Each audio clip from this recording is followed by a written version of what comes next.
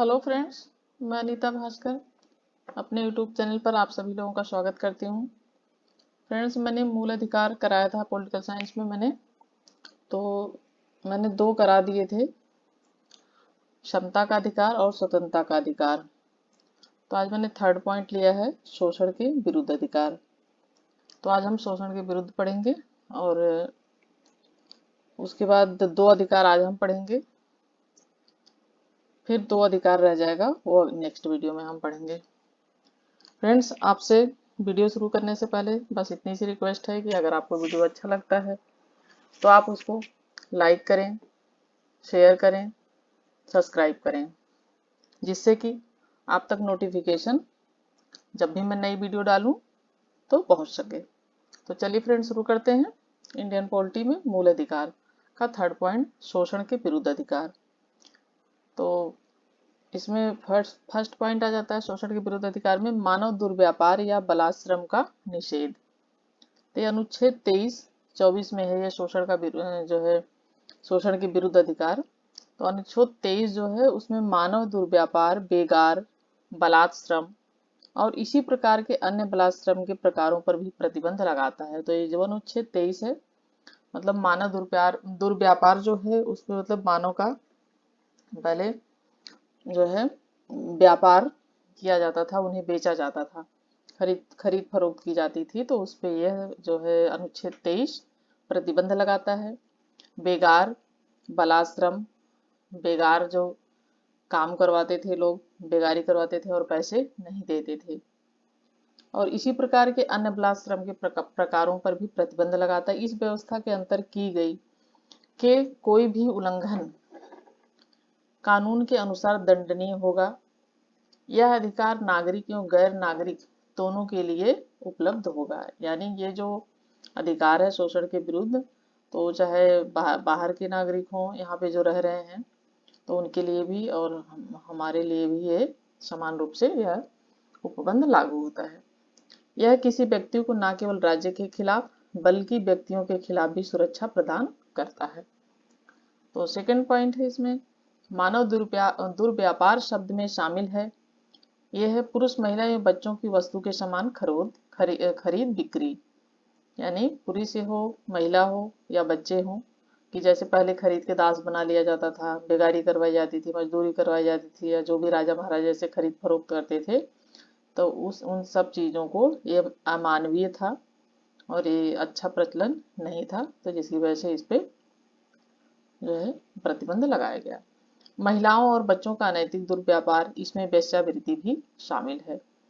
देवदासी प्रथा भी इसमें शामिल है, जो मंदिरों में लड़कियों को देवदासी बना के रख लिया जाता था, तो वो प्रथा भी इसमें शामिल है। देवदासी बना के आप नहीं रख सकते हैं। दास, किसी को आप दास नहीं बना सकते हैं, आप अपना दास भी आप किसी को नहीं बना सकते हैं। तो इस तरह के कृत्यों पर दंडित करने के लिए संसद ने अनैतिक दुर्व्यापार निवारण अधिनियम 1956 बनाया है। कौन सा अधिनियम है ये? 1956, अनैतिक दुर्व्यापार निवारण अधिनियम 1956। बेगार से अभिप्राय है बिना पारिश्रमिक के काम कराना। इसमें देखिए जो भी पॉइंट है उसका अच्छी तरीके से मैंने अर्थ भी लिया है, जिससे कि आपको अच्छी तरीके से समझ में आ जाए चीजें, क्योंकि हमें कॉन्सेप्ट को क्लियर करना बहुत जरूरी है। जब तक हम अच्छी तरीके से टॉपिक को नहीं समझते हैं, पॉइंट टू पॉइंट ये सब चीज़ें नहीं समझते हैं, तो हम आंसर भी अच्छी तरीके से एग्जाम में नहीं दे पाते हैं। तो हमें अच्छी तरीके से चीज़ों को समझना चाहिए। तो बिना पारिश्रमिक के काम कराना, यह एक विशिष्ट भारतीय व्यवस्था थी जिसके तहत क्षेत्रीय जमींदार कभी कभी अपने नौकरों या उधार लेने वालों से बिना कोई भुगतान किए कार्य कराते थे। यानी जमींदार लोग जो अपने नौकरों से बिना किसी भुगतान के उन्हें काम कराते थे और पैसे नहीं देते थे, तो बिना कोई भुगतान किए कार्य कराते थे। अनुच्छेद 23 बेगार के अलावा बलाश्रम के अन्य प्रकारों तथा बंधुआ मजदूरी पर भी रोक लगाता है। तो बलाश्रम के जो और अन्य प्रकार है, जैसे बंधुआ मजदूरी, ये परमानेंट अपने पास रख के मजदूरी करवाना है, तो इस पे भी ये रोक लगाता है। बलाश्रम का अर्थ है किसी व्यक्ति की इच्छा के विरुद्ध उसे कार्य लेना। तो ये बलात् श्रम का क्या मतलब है, आप देखें। बलात् श्रम का मतलब है कि किसी व्यक्ति की इच्छा के विरुद्ध उससे कार्य लेना। बलात् श्रम में केवल शारीरिक अथवा कानूनी बलात् स्थिति ही शामिल नहीं, बल्कि इसमें आर्थिक परिस्थितियों से उत्पन्न बाध्यता तथा न्यूनतम मजदूरी से कम पर काम कराना आदि भी शामिल है। तो बलात् श्रम का अर्थ है किसी व्यक्ति की तो उसकी इच्छा के विरुद्ध हम काम कार्य कराएं किसी से। शारीरिक और कानून अथवा कानूनी बलात् स्थिति शामिल नहीं है इसमें, बल्कि आर्थिक परिस्थितियों से उत्पन्न बाध्यता तथा न्यूनतम मजदूरी से कम, मतलब जो एक न्यूनतम मजदूरी दर है आप उससे भी कम पैसे देकर काम कराना चाह रहे हैं किसी को। अगर मान लीजिए आपने 500 का काम कराना है तो आपने उसे 200 दिया, 100 रुपए दिया, तो यह न्यूनतम मजदूरी दर है, तो उससे भी आप कम पे काम करा रहे हैं, तो यह जो है बेगार बलात् श्रम है। इस संबंध में बंधुआ मजदूरी व्यवस्था निरसन अधिनियम 1976, तो इसके बारे में कौन सी व्यवस्था है? बंधुआ मजदूरी निरसन अधिनियम 1976, न्यूनतम मजदूरी अधिनियम 1948, ठेका श्रमिक अधिनियम 1970 और समान पारिश्रमिक अधिनियम 1976 बनाए गए हैं। तो ये सारे अधिनियम जो है इन सब चीजों के लिए बनाए गए हैं शोषण के विरुद्ध अधिकार में। जो हमारा है शोषण का विरुद्ध अधिकार, तीसरा अधिकार जो हमारा आता है। थर्ड पॉइंट है इसमें कारखानों आदि में बालकों के नियोजन का निषेध। तो इसमें जो बच्चों से काम कराया जाता था, इसमें अनुच्छेद 24, वो तो अनुच्छेद 23 के अंतर्गत आते थे, ऊपर जो मैंने सब पॉइंट बताए हैं, अब ये आएगा अनुच्छेद 24 के अंतर्गत। तो ये ध्यान रखें कि शोषण के विरुद्ध अधिकार कौन से अनुच्छेद में है, तो 23 और 24 में है। तो ये देखिए 24 है, जो 24 में किसी फैक्ट्री, खान अथवा अन्य परिसंकटमय गतिविधियों तथा निर्माण कार्य अथवा रेलवे में 14 वर्ष से कम उम्र के बच्चों के नियोजन का प्रतिषेध करता है। तो इसमें जो 14 साल से कम के बच्चे हैं, किसी फैक्ट्री में, खान है, उद्योग हैं, जो संकटमय है, मतलब जहाँ पे परिस्थितियां वहाँ पे काम करने से सही नहीं है और वहाँ पे बच्चों को नुकसान पहुंच सकता है किसी तरीके का, खतरनाक स्थिति में जो आते हैं, जो है उस तरीके के इसके अंदर फैक्ट्री वैक्ट्री हैं जो खतरनाक तरीके की हैं, उस तरीके की फैक्ट्रियों, खान, इन सब में 14 वर्ष से कम उम्र के बच्चों के नियोजन का प्रस्तुत करता है। मतलब आप उसमें 14 वर्ष से बच्चों से कम उम्र के बच्चों को आप नहीं रख सकते काम कराने के लिए। लेकिन यह प्रतिषेध किसी नुकसान न पहुंचाने वाले अथवा निर्दोष कार्यों में नियोजन का प्रतिषेध नहीं करता। तो हम इस पॉइंट को अच्छी तरीके से समझते हैं कि वो जो है खतरनाक स्थिति है, खतरनाक जगह है, तो वहां पे तो काम नहीं कर सकता। रेलवे वगैरह है, ये सब चीजें खतरनाक होती है। फैक्ट्री है, कोई उद्योग धंधे हैं, कैसे कैसे केमिकल फैक्ट्री हैं, तो उसमें बच्चों को नुकसान पहुंचता है, तो वैसी जगह पे तो बच्चों को नहीं रखा जा सकता है। लेकिन यह प्रतिषेध किसी नुकसान, यह प्रतिषेध किसी नुकसान न पहुंचाने वाले निर्दोष कार्यों में नियोजन का प्रतिषेध नहीं करता। लेकिन अगर बच्चे छोटा मोटा कुछ इस तरीके का अलग से काम करना चाहते हैं, गरीबी है, बहुत सारी चीजें हैं जिसकी वजह से बच्चे भी छोटा मोटा काम करते हैं, जो उनके शरीर को उनके किसी तरीके के उसको खतरनाक स्थिति ना हो तो वो काम कर सकते हैं। जैसे बच्चे हैं सब आजकल, छोटे छोटे बच्चे बेचारे सब्जी भी बेचते हैं, छोटे मोटे और काम भी करते हैं, तो वो सब काम वो कर सकते हैं, क्योंकि उनकी आर्थिक स्थिति सही नहीं होती है उनके परिवार के, तो बच्चों को लोग काम पे लगा देते हैं। और कोशिश करना चाहिए हमें कि ऐसे बच्चों को पढ़ने के लिए प्रोत्साहित किया जाए, उनके माँ बाप से कहा जाए कि हाँ बच्चों को आप स्कूल भेजिए, क्योंकि प्राइमरी तक जो है 6 से 14 वर्ष तक बच्चों की कोई फीस भी नहीं लगती है, लेकिन उन्हें न जानकारी होने की वजह से लोग जो है स्कूल बच्चों को नहीं भेजते हैं। तो ये हमने देख लिया कि ये क्या है। फिर बाल श्रम प्रतिषेध नियमन अधिनियम 1986 इस दिशा में सर्वाधिक महत्वपूर्ण कानून है। तो इसमें जो है बाल श्रम, ये बहुत ही महत्वपूर्ण कानून है। बाल श्रम अधिनियम 1986 इस दिशा में सर्वाधिक महत्वपूर्ण कानून है। इसके अलावा बालक नियोजन अधिनियम 1938, कारखाना अधिनियम, ये देखो कारखाने वगैरह जो है उसमें भी बच्चों के काम करने पर प्रतिबंध लगाया गया है। तो 1948 वन अधिनियम, 1952 वाणिज्य पोत परिवहन अधिनियम, 1958 बाल श्रम अधिनियम, 51 है मोटर वाहन जो है कर्मकार अधिनियम, प्रशिक्षु अधिनियम 1951, फिर ये जो है 1961 है बीड़ी तथा शिकार कर्मकार अधिनियम।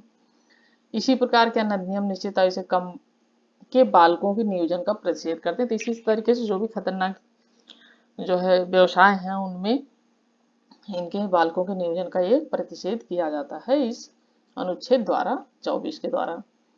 तो 1996 में उच्चतम न्यायालय ने बाल श्रम पुनर्वास कल्याण कोष की स्थापना का निर्देश दिया, जिसमें बालकों को नियोजित करने द्वारा प्रति बालक 20,000 जमा कराने का प्रावधान है।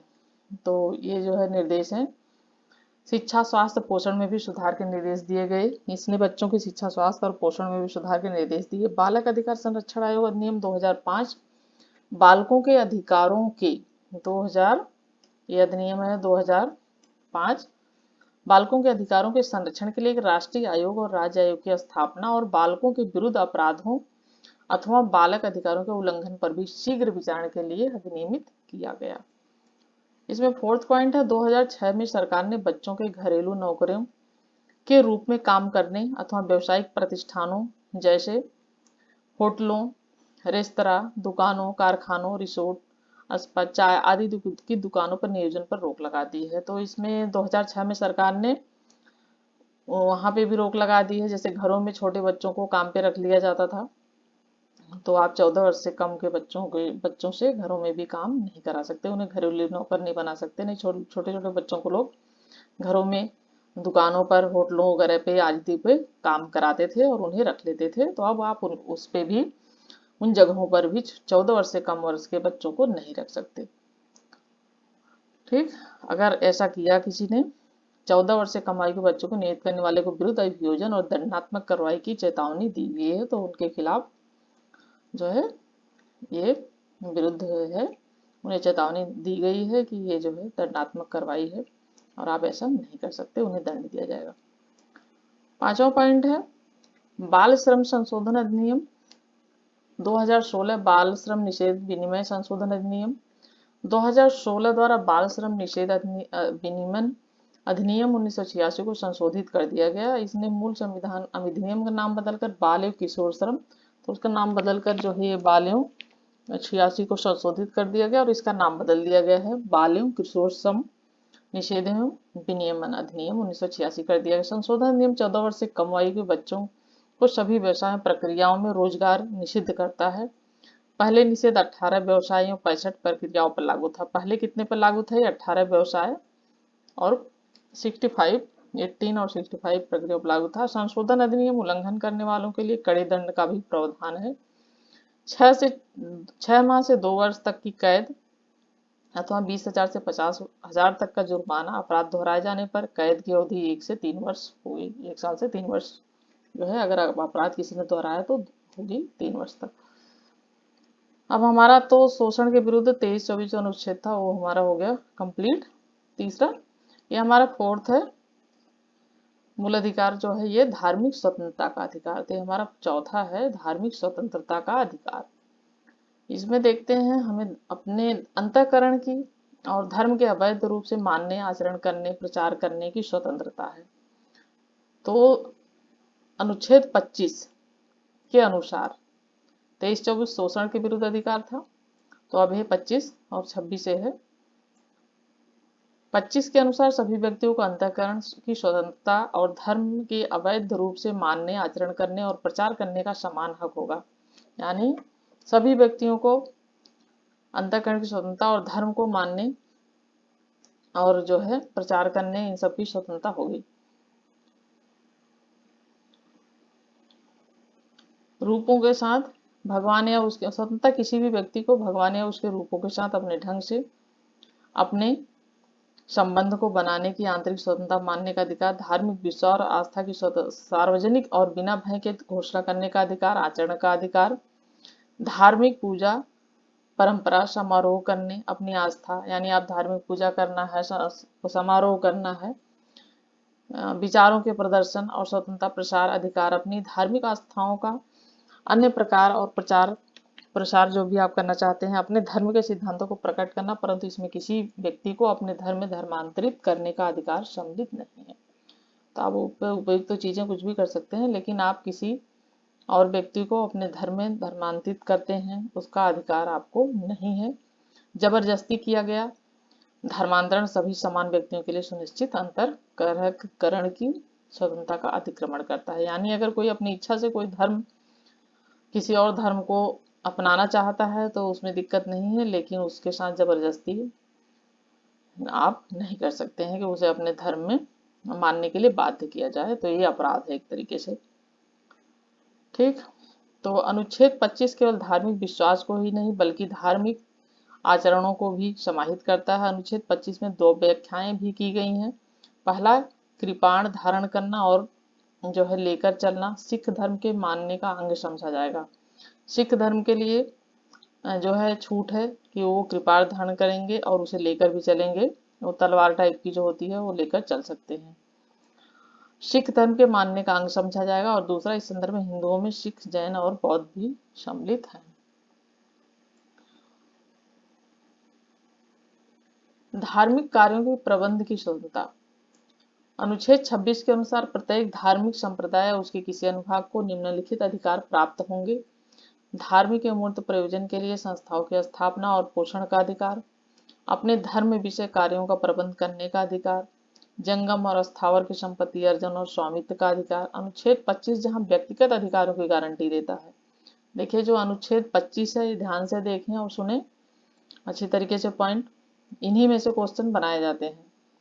और थ्योरिकल हम अगर कोई चीज़ पढ़ते हैं तो हमें चीज़ें ज़्यादा अस्थाई तरीके से याद रहती हैं, और नहीं तो हम क्वेश्चन आंसर इस तरीके से बनाते हैं तो हमें भूल जाती हैं। तो आप कोशिश किया करिए, आप ये अगर कुछ पढ़ रहे हैं तो इस तरीके से ही पढ़ें, ज़्यादा अच्छा है कि थ्योरिकल पढ़ें उसे अच्छी तरीके से। 2 बार 3 बार 10 किताब पढ़ने की बजाय अच्छा है कि आप 2 ही किताब पढ़ें, लेकिन उसे उसे ही 10 बार पढ़ें और अच्छी तरीके से पढ़ें, तो वो ज़्यादा अच्छी तरीके से हमें चीज़ें अस्थायी रूप से हमारे दिमाग में स्थिर रहती हैं। तो अनुच्छेद 25 जहां व्यक्तिगत अधिकारों की गारंटी देता है, वहीं अनुच्छेद 26 भी धार्मिक संप्रदाय या इसके अनुभवों को अधिकार प्रदान करता है। अनुच्छेद 26 सामूहिक धार्मिक रूप से अधिकारों की रक्षा करता है। जो चीज़ें मुझे महत्वपूर्ण लगती है फ्रेंड्स, वो मैं हाईलाइट कर देती हूँ, कलर कर देती हूँ, जिससे कि आपको अच्छी तरीके से देखने में समझने में आसानी हो। बस आपसे इतना हो है कि रिक्वेस्ट है कि आप वीडियो को पूरा देखा कीजिए, अच्छी तरीके से वीडियो को देखिए, 1 बार 2 बार वीडियो को देखिए, तब आपको अच्छी तरीके से चीज़ें समझ में आएंगी। और बाद में मैं वीडियो जो भी बना रही हूँ मैं सबकी पीडीएफ आप लोगों को प्रोवाइड कराऊंगी। तो अभी आप लोग पहले चैनल को सब्सक्राइब कीजिए, वीडियो देखिए पूरा अच्छी तरीके से। आप लोग को अच्छा लगता है आप लोग कमेंट करिए, तो फिर मैं आपको पीडीएफ भी प्रोवाइड कराऊंगी। तो अनुच्छेद जो है 26 सामूहिक धार्मिक रूप से अधिकारों की रक्षा करता है। अनुच्छेद 25 की ही तरह अनुच्छेद 26 भी सार्वजनिक व्यवस्था, नैतिकता और स्वास्थ्य संबंधी अधिकार देता है, लेकिन मूल अधिकारों से संबंधित अन्य प्रावधानों में नहीं। उच्चतम न्यायालय ने यह व्यवस्था दी है कि धार्मिक संप्रदाय को 3 शर्तें पूरी करनी होगी। तो उच्चतम न्यायालय ने व्यवस्था दी है कि धार्मिक जो संप्रदाय हैं उनको 3 शर्तें पूरी करनी होगी। फर्स्ट है, यह व्यक्तियों का समूह होना चाहिए, यानी कोई भी धर्म है, संप्रदाय है धार्मिक, तो उसमें व्यक्तियों का समूह मतलब काफी व्यक्ति, उसमें एक समूह होना चाहिए, सबका समुदाय समूह होना चाहिए, जिनका विश्वास तंत्र उनके अनुसार उनकी आत्मिक तुष्टि के लिए अनुकूल है। नहीं कोई एक अकेला आदमी इस धर्म को लेकर चल पड़ा है कि हमें तो ये करना है वो करना है, तो उसमें एक मतलब किसी धर्म को करने के लिए उसको 2-3 शर्तें हैं, जिसमें कि धर्म काफी लोग उसमें होने चाहिए। इनका एक सामान्य संगठन होना चाहिए, और इनका एक सामान्य संगठन होना चाहिए, संगठित होना चाहिए लोगों को इसमें, इस धर्म के लिए। इसका एक विशिष्ट नाम होना चाहिए, और इसका इस जो भी संगठन हो उसका एक नाम भी होना चाहिए, जिससे वो पता चले कि कौन सा धर्म मतलब ये क्या है। जैसे सिख है, जैन है, बौद्ध है, हिंदू है, तो सबका एक नाम है। उसी तरीके से कोई भी धर्म है तो उसका एक, अगर नया धर्म बनाया जाता है तो उसका कुछ भी वो नाम होना चाहिए, विशिष्ट नाम होना चाहिए। ठीक, धर्म की अभिवृद्धि के लिए करों के समुदाय से स्वतंत्रता। तो अनुच्छेद 25 पूरा देख लिया हमने, अनुच्छेद 26 हमने देख लिया, अब हम अनुच्छेद 27 देखेंगे, क्योंकि धार्मिक स्वतंत्रता का अधिकार जो है अनुच्छेद जो है 25 से लेके 28 तक है। तो अनुच्छेद 27 में उल्लिखित है कि किसी भी व्यक्ति को किसी विशिष्ट धर्म या धार्मिक संप्रदाय की अभिवृद्धि या पोषण में वह करने के लिए करों के समुदाय हेतु बाध्य नहीं किया जाएगा। मतलब इसमें ये बाध्य होगा, मुझे लगता है ये बाद आ गया है कहीं, मतलब टाइप हो गया। मतलब राज्य कर के रूप में एकत्रित धन को किसी भी धार्मिक उत्थान एवं रख रखाव के लिए वह नहीं कर सकता है। यह व्यवस्था राज्य को किसी धर्म का दूसरे के मुकाबले पक्ष लेने से रोकता है। इसका अर्थ यह हुआ कि करों का प्रयोग सभी धर्मों के लिए रख रखाव उन्नति के लिए किया जाए, यानी जो टैक्स देते हैं हम लोग नागरिक, जो टैक्स देते हैं, कर देते हैं, राज्य का यह कर्तव्य है कि वो किसी विशेष धर्म के उत्थान के लिए उस पैसे को नहीं खर्च कर सकता है। अगर वो करता है तो वो सबके लिए समान रूप से, सब धर्मों के लिए वह उस पैसे को खर्च कर सकता है। इसका मतलब यह है। यह व्यवस्था केवल करों की उगाही पर रोक लगाती है। अगर किसी धर्म विशेष के लिए जो है बढ़ावा देने के लिए किसी कर जो है लिया जाता है तो वो जो है इस पे यह व्यवस्था जो है रोक लगाती है। ये जो अनुच्छेद है ये इस पे रोक लगाता है।